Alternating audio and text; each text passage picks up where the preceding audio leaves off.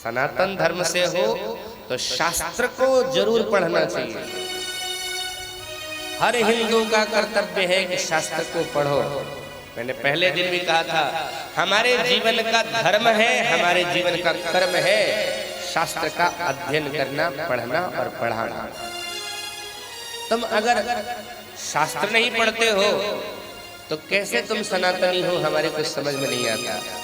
अरे इस्लाम की तो पहचान है और वो अपने पहचान के साथ रह रहा है। खालसा पंथ की पहचान है, वो पंच ककार के साथ चल रहे हैं, 5 का उनके जीवन में है। तुम्हारी पहचान क्या है? कैसे तुम्हें पहचाना जाएगा कि तुम सनातनी हो या मुसलमान हो? कैसे पहचाना जाएगा? मुसलमान तो पहचान में आ जाता है, मूछ नहीं है, दाढ़ी है तो समझ में आ गया कि मुसलमान। टोपी लगा लिया तो समझ में आ गया कि मुसलमान है। पैजामा जो पहनता है घुटना से ऊपर करके पहनता है तो समझ में आ गया। उसके सारे संस्कार अभी भी जीवित है, रह रहा है। चाहे कितना भी विकसित हो जावे, चाहे कितना भी पैसे वाला हो जावे साहब, वो नमाज पढ़ता है और अपने संस्कार के साथ रह रहा है। और तुम न तो तुम्हारे माथे पर चोटी रही, न तो तुम्हारे माथे पर तिलक रहा, न तुम्हारे शरीर पर जनेऊ रहा। तुम्हारी यही तो पहचान थी। कितने लोग हैं यहाँ पर, जबकि नवरात्रा चल रहा है, नवरात्रि का समय है, यानी धर्म कर्म का समय है, और यहाँ जितने लोग हैं सब धर्म से ही जुड़े हुए हैं। फिर भी देखो कितने के माथे पर तिलक दिख रहा हो। 2-4 माथा दिख जाए तो दिख जाए। और माताएं भी कम नहीं है, विवाह होता है तो सिंदूर लगाया जाता था, अब तो सिंदूर भी ऐसे लगाती इतनी सूखी पता नहीं चले। अब वो बीच में ना, इस साइड में, समझ में नहीं आता। तुम इसे विकास कहते हो? अपने संस्कार को भुला करके, अपने संस्कृति को भुला करके कभी सोचना। इन पहचान को बना करके रखने के लिए हमारे पूर्वजों ने कितने कष्ट झेले होंगे। थोड़ी कल्पना करो, ज्यादा दिन नहीं हुआ अफगानिस्तान के या सूरत को याद करो। जब तालिबानियों ने कब्जा किया था तो अन्य धर्म के लोगों के साथ क्या क्या किया उन्होंने। जब समाज इतना विकसित हो गया है, सोशल मीडिया के इस माध्यम से हमारी बात पल पल लोगों तक पहुंच जाती है, तब तो उन्होंने इतना अत्याचार किया, जिंदा जला दिया, ये किया, वो किया, सिर काट दिया, ऐसे गोली मार दी, ये किया। और जिस समय कोई देखने वाला नहीं, कोई मना करने वाला नहीं, कोई सुनने वाला नहीं था, जिस समय शरिया कानून चलता रहा होगा, उस समय इन्होंने कितना अत्याचार सनातनियों के साथ किया होगा, कभी उसकी कल्पना करना। ये आज जितना हिंदुस्तान में, भारतवर्ष में या पाकिस्तान में जितने मुस्लिम हैं, मुसलमान अपने आप को कहलाते हैं, ये सब कन्वर्टेड है। 5-10 पीढ़ी खोजो ऊपर तो सब हिंदू मिलेंगे, सब सनातनी मिलेंगे। तो डर के मारे, लोभ के मारे उन्होंने अपना धर्म बदल लिया और बन गए इस्लामी। लेकिन हमारे पूर्वजों के उस त्याग को, उस कष्ट को याद करो कि हमारे पूर्वजों को कितना कष्ट दिया होगा, कितनी यातनाएं दी होगी, फिर भी हमारे पूर्वज नहीं बदले साहब, और तब आज हम सनातनी हैं। गुरु गोविंद सिंह के उन 4 पुत्रों के बारे में याद रखो। वो 2 छोटे छोटे बालक खौलते हुए तेल में जंजा डाल दिया, मुसलमान बन जाओ नहीं तो मार डालूंगा। लेकिन क्या संस्कार था गोविंद सिंह का, क्या संस्कार उन्होंने दिया था कि उन बच्चों ने कहा मर जाना स्वीकार है, लेकिन तुम्हारे धर्म को स्वीकार करना स्वीकार नहीं। और आज तुमको अगर 1 लाख रुपया दे देगा तो मजार पर पहुंच जाओगे। एक वो थे और एक तुम। न शरीर पर यज्ञोपवीत रहा, न माथे पर तिलक रहा, न माथे पर चोटी रही। तुम्हारी चोटी गायब हो गए, तुम्हारे तिलक गायब हो गए, तुम्हारी पहचान, और तुम्हारी पहचान उन्होंने गायब नहीं करी। जब उन्होंने गायब करना चाहा तो तुम्हारी पहचान तो गायब नहीं हुई, और अब जब तुम स्वतंत्र हो, जब कोई रोकने वाला नहीं है, तो अपने आप को तुम समाप्त कर रहे हो अपनी अज्ञानता के कारण। याद रखो, जो व्यक्ति इतिहास से सावधान नहीं होता है ना, इतिहास को देख करके सुन करके जो सबक नहीं लेता है ना, वो मिट जाता है, समाप्त हो जाता है। अपने धर्म पर तुम्हें गर्व नहीं है, अपने धर्म पर तुम्हें नाज नहीं है, अपने धर्म की जानकारी तुम्हें नहीं है, न शास्त्र पढ़ते हो, न सनातन की पहचान लेकर के चलते हो। कैसे तुम्हारा विकास होगा और कैसे तुम सनातनी हो? मैंने किसी से पूछा, एक व्यक्ति मिला मुझे, शरीर पर यज्ञोपवीत नहीं दिखा। मैंने पूछा यज्ञोपवीत नहीं मिला था क्या? जनेऊ नहीं पड़ा? बोले पढ़ ले हल सरकार। हमने कहा तो है नहीं। बोले खुटिया पर टांग लिए।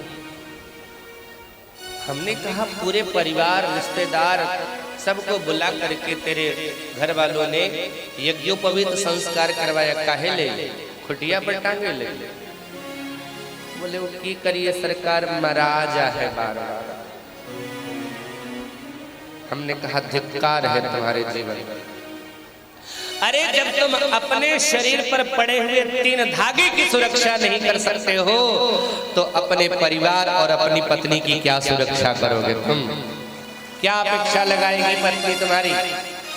क्या अपेक्षा लगाएगी परिवार वाले तुम्हारे? और क्या रिश्तेदार और समाज तुमसे अपेक्षा लगाएगा?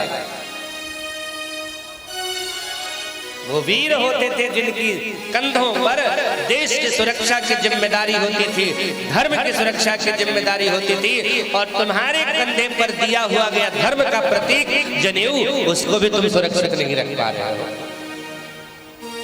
चुल्लू भर पानी मिले तो डूब करके मर जाना। अगर अपने धर्म की सुरक्षा नहीं कर सकते, अपने धार्मिक प्रतीक के साथ नहीं चल सकते, तो सनातनी के माथे पर चंदन होना चाहिए। चोटी रखने के लिए कहा जाता है तो बोले नहीं चोटी नहीं रखेंगे। और आजकल पता नहीं कौन सा डिजाइन बने है, मुर्गा छाप बाल कटवाने वाला, वही यहाँ से यहाँ तक एकदम मुर्गे दिखता है। जैसे मुर्गा होता है वैसे मुर्गा के जैसे दिखते हैं। और ये चोटी से ज्यादा बुरा है क्या? अच्छा है क्या? लेकिन इसको कहेंगे हाँ ये तो फैशन है सरकार। साहब मैं पुनः निवेदन करूं, संस्कारों को छोड़ करके, संस्कृति से अलग रह करके तुम अगर जी रहे हो तो मुर्दा हो। तुम धर्म को नहीं लेकर के चल रहे, धर्म के साथ नहीं जी रहे, अपने महापुरुषों को स्मरण नहीं कर रहे, अपने इष्ट देवता के सामने सिर तुम्हारा नहीं झुक रहा है।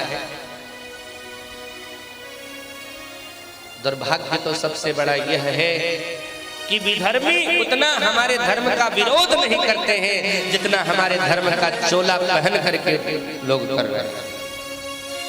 वामपंथी विचारधारा से ग्रसित होकर के जिन्होंने राम को काल्पनिक कहने में कोई देर नहीं करी, ऐसे लोगों ने हजारों वर्ष तक हमारे धर्म का उतना हानि नहीं कोई कर पाया जितना इन लोगों ने कर दिया।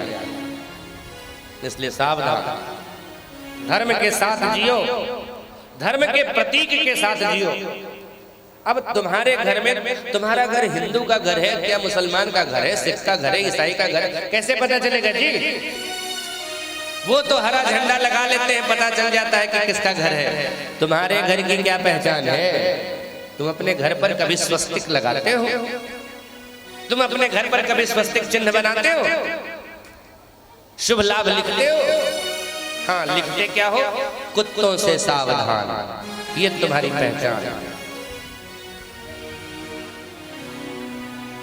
याद करना अपने उन पूर्वजों की बलिदान को, कितने कष्ट सा। ये मुगल शासन 1, 2, 4, 5 साल का नहीं था, सैकड़ों साल रहा उनका शासन।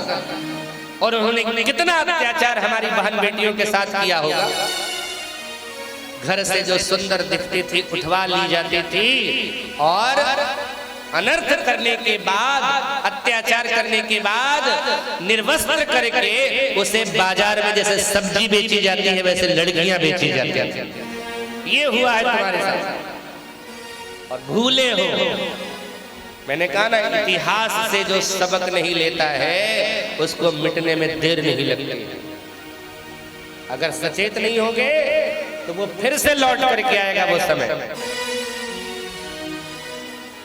तुम कहते हो ये सब पुरानी बात है महाराज जी, अब नहीं हो सकता है।